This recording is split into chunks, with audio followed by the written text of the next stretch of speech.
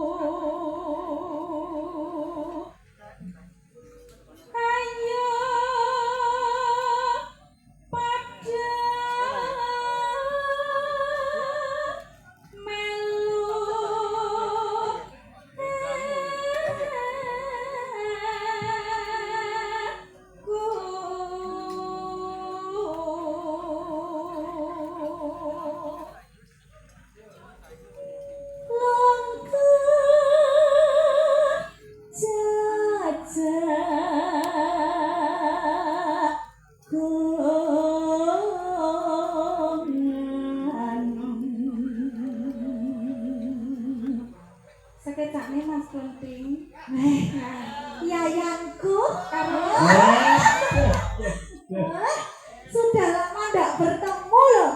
Kok panggah-ompong bae to? Urung nek anggere copot menit. Anggere copot karo blangkone iki dhuwur sok bilot. Enak, Mas. Sarwi udut. Sambi, Pak. Sambi, Pak. Sambi. Aduh, iki cakomane dibinti karo Pak. Ayo padha wae.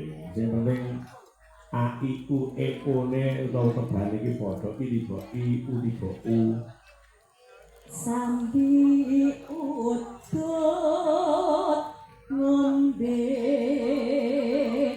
kopi.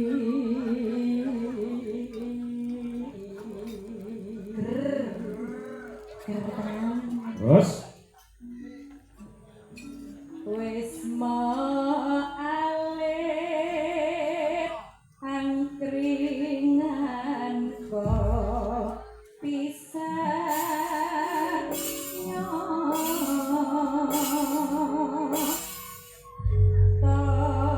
papane jembar tambahin Mbak Diah, Mbak Luki karo Mbak Kunjung. Ya, kaya apa? Jogete persis kaya ning video klip. Ya.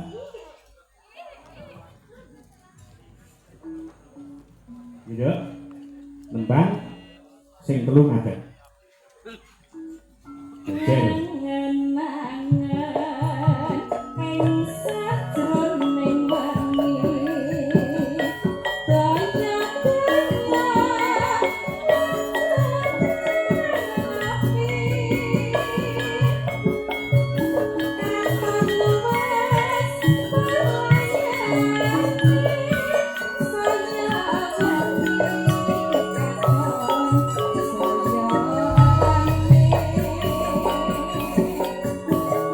Dia rodok kiri.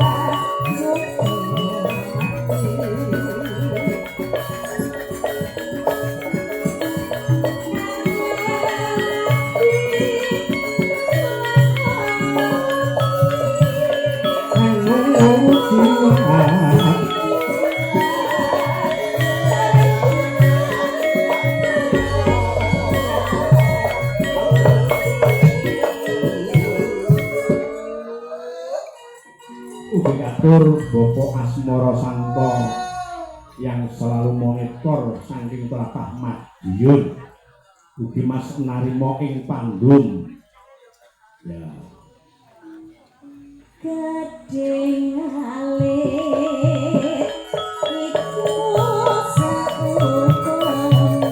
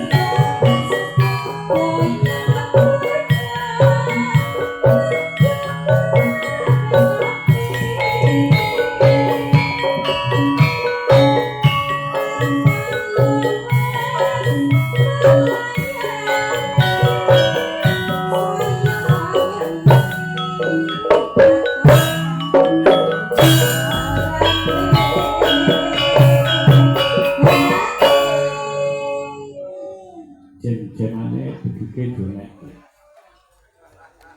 Wisma alit pinggir mati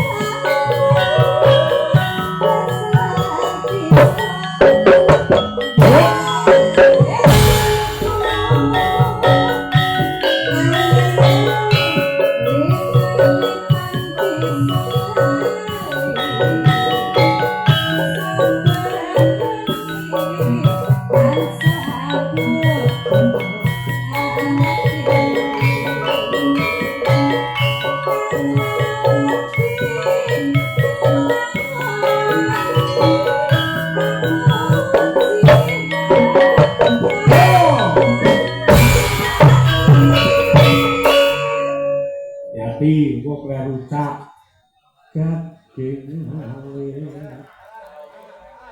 Napa Pak niku? Gading alit. Gading Pak, sanes gading. Pak Gading alit nggih. kumantil. Iki tegese iki sing wujude kaya gading iki kembang kantil.